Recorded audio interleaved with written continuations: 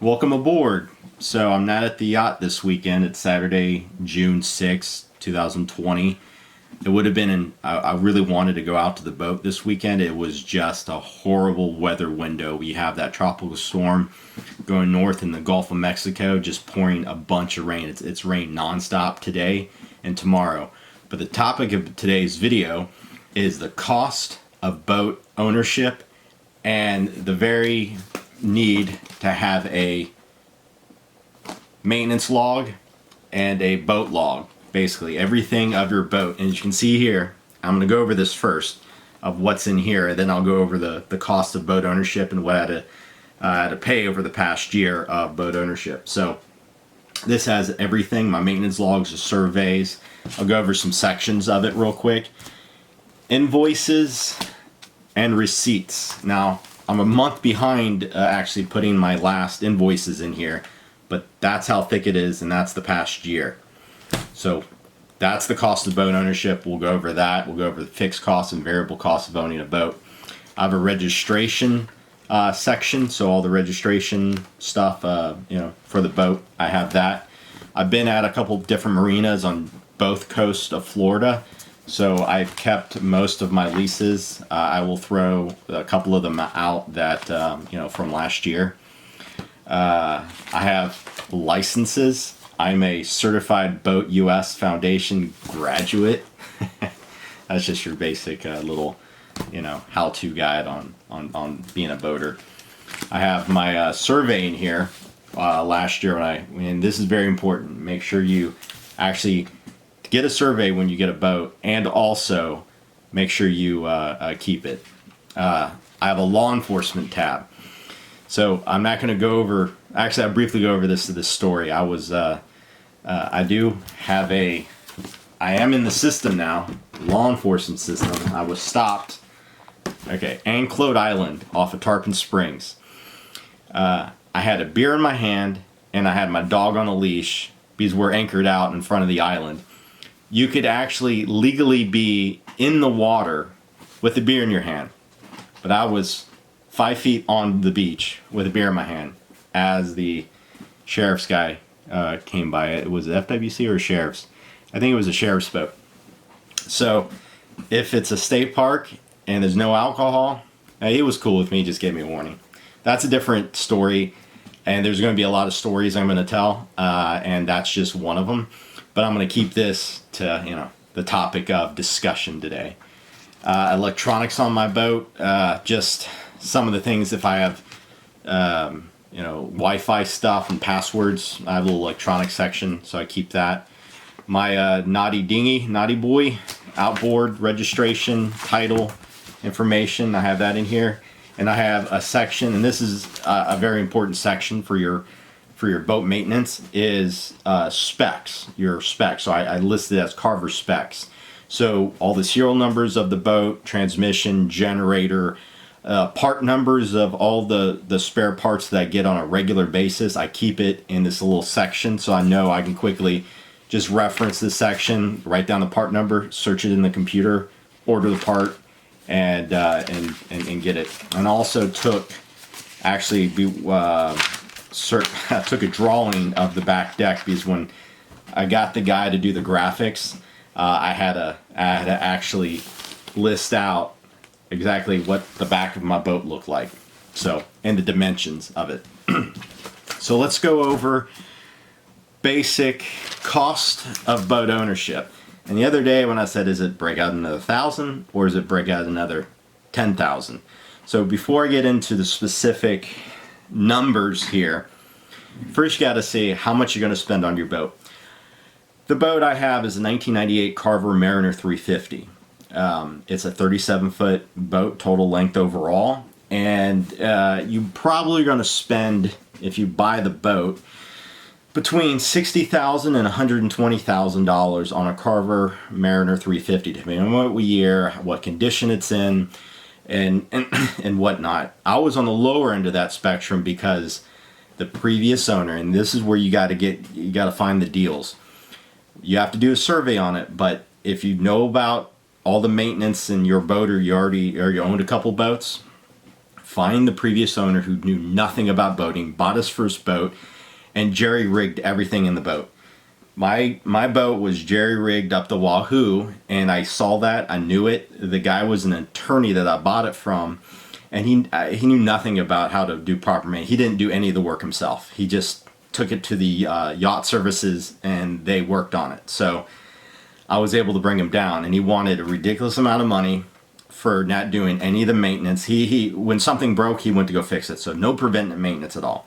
So I knew that I had to do $20,000-$30,000 right up front. So I already priced that into the amount. So the fixed cost, and I don't have a loan on my boat. I own it free and clear, no loan, don't have to worry about that. But dockage fees. So dockage fees for my boat will range anywhere from $400 a month up to $1,000 a month. I'm in a really great location at the Carver Mariner in the heart of St. Augustine, Florida. That runs me about $700 a month, plus insurance. You're at another $200 a month on top of that. So your fixed cost, even before doing anything at all, is $900 a month for me for this boat. So I have to budget that out, $900, regardless of what I do. If I don't take that boat out at all and I don't work on anything, I'm still spending $900 a month. So let me briefly, I think I'm going to briefly go over what I currently spend on it and work backwards. So when I moved the boat from Tarpon Springs 500 miles all the way over to St. Augustine with my buddy Matt, who he's going to be in the next couple of videos. He's going to actually drive down here. We ran off channel dodging crab traps in rain in a storm, and it was littered. It was just littered with crab traps. No matter what way I turned the boat in the channel, there's a crab trap either direction. And then I would put the engines to idle when I ran over them so it wouldn't get caught up in the prop. And then the current and the wind pushed me over off channel, kind of ran into some mud, was able to get out of it, but one of my props bent.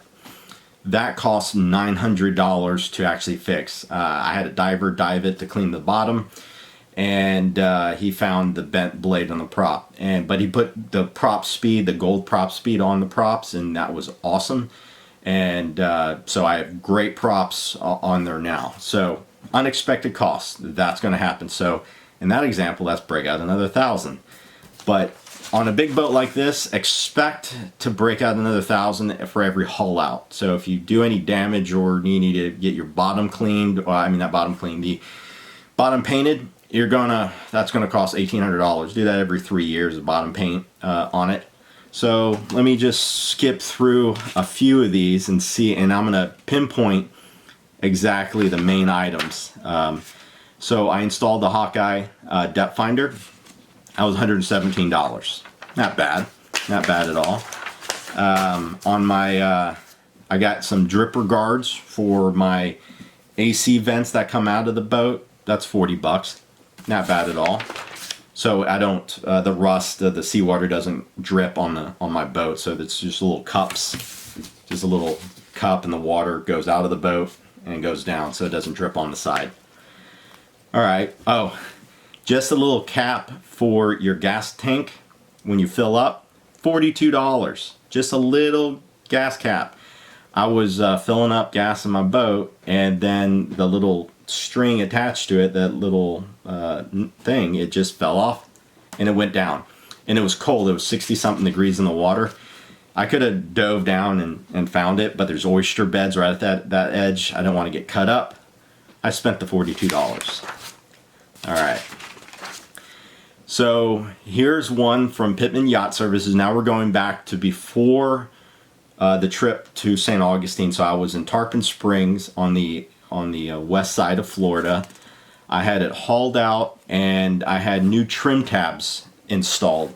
One of my trim tabs going out to the islands fell off. They're 22 years old, the bolts. It was just old, so I decided to get two brand new trim tabs, 2 feet long. Each trim tab is about 2 feet long. That cost me, with the haul out, installation, and lower hinge actuator installation, $907. So new trim tabs, but that's not the plus. Okay, so that's plus the cost of the actual trim tab, $422 for the trim tabs. So that's $1,300. New trim tabs installed. Not bad, right? So let's see here. Oh, now we're coming to the fun stuff. And I'm not going to go over this story. It's too long of a video to actually tell about what happened in this story. $7,000. $7,231. My boat got stuck on the sandbar. It was a crazy story. I'm going to save a video on the boat. I'm going to talk about this one story. I got new, let's see, I actually, when I took it out for that $7,200, so $5,000 was the actual damage to the boat. The rudder, I had to replace one of the two rudders I have. The port rudder was replaced. I had two new propellers, and each propeller, get this, $1,439 per propeller, plus miscellaneous fees attached to it. Luckily, I didn't bend the shaft, but I will dedicate that. It was a storm rolled in, busted out my anchor. We ended up stuck on the sandbar. Had friends there, had family there. It was a crazy night. I had great friends to help out. They really helped out that night, but I'm going to save that story, dedicated to another video. But insurance took care of a lot of that. So out of the $7,231, $2,000 was for my for the bottom paint. So $5,200, and I paid only out of that $5,200, $275 insurance. And I actually used my insurance because that's what it's there for, even though my rates went up this year because I actually used the insurance policy.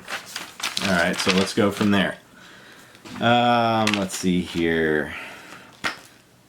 Oh yeah, the heat, my water heater, it crapped out on me, 11-gallon tank. Now this is where I never pay retail. You always search what the bottom dollar is for that heat, for your parts. So I was able to, they were able to price match $372 at West Marine for a water heater, and I installed that myself. So, and this is cost of doing it yourself with a lot of these things. So, total with the warranty, $426 for the water heater. All right, here we go. What did I get here? Oh yeah, the chain wheel. Oh, okay. I spent $1,200 on a new windlass. And anybody who was boating with me knows that windlass that I used to have sucks. It was an RC. It was Freedom Maxwell RC 500. It sucked. It had a little plastic piece where the chain would go in and it would lock in. It just would tear it up, and it just sucked every time. We had to manually pull up that damn anchor. Now I have a steel little flapper. When the chain goes down, it holds it with steel. Great. Let's see here. Oh, generator plate. So my generator plate was all rusted. I actually got a new one and installed it. $150 to do that. Generator coolant, $10. Not bad. Now we're getting into the more expensive stuff. A new air conditioner, and this is price matched the cheapest I could find. Normally it's $2,200 just before tax and warranty on it. My new 16 kilowatt BTU generator, $1,783 plus the warranty. I'm at $2,100. That's break out another $2,000. I installed that myself. So $2,000 for one AC. I have two on the boat. One AC system crapped out on me. Not bad, you know, it happens. Those are the, you know, that's what happens when you're a boater. I got a Netgear wireless Wi-Fi thing for the boat, $121. Not bad. A lot of miscellaneous stuff. Let me see if I can go in here and see about the engine. So all the parts for the engine that I replaced when I first bought the boat. So when I first bought the boat, the risers, manifolds, water pump, pulleys, belts, thermostats, all that stuff, just for the parts alone, were about $4,000. Each riser and manifold costs about $200 to $250, and I have 4 on each side. So I mean, 2 risers, 2 manifolds, 2 risers, 2 manifolds. So $1,000 on one side, $1,000 on the other side, just for the manifolds and risers. And this is why I got a hell of a good deal on the boat, because I did my own maintenance. I work on everything. Like today, for instance, since it was a rain day, I couldn't go out in the boat. My Z4 that I currently have for sale, I had a bad PCV valve attached to it, and I had to replace the valve cover on my BMW Z4. $600 plus it was $600 total plus the ignition coils. So it's still for sale, but I don't care to sell it. But if somebody wants to buy it, you can buy it. I'm having a lot of fun with it. Anyways, let's go back to the story. All right, here.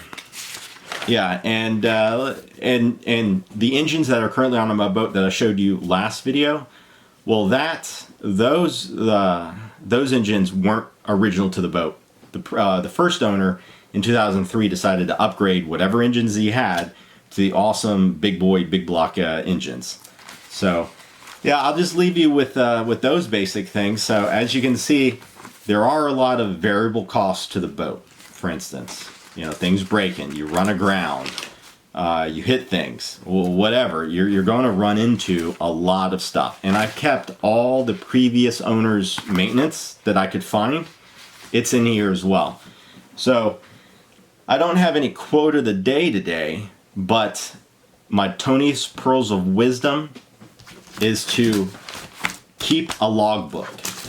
It's very important to keep this logbook. Everything you do, write it down and put it in this book, because when you ever sell the boat, if you say, oh, I did this and that, they're like, well, show me the receipts, show me invoices and whatnot. So I create my own invoices on the computer system, and then I create my thing.